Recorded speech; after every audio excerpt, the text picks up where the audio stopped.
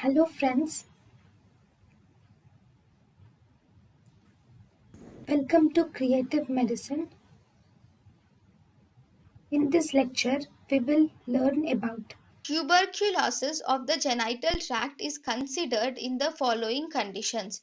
Tuberculosis of genital tract is considered if the patient presents with chronic cystitis that will not respond.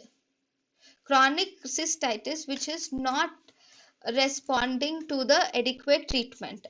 Even after giving adequate treatment, if it is not responding, then you can call it as it can be due to genitourinary tuberculosis. Then if the patient presents with sterile pyuria or gross or microscopic hematuria, then it can be due to genital tuberculosis. If the patient presents with non-tender enlarged epididymis is seen with beaded or thickened warts difference, then it is due to tuberculosis.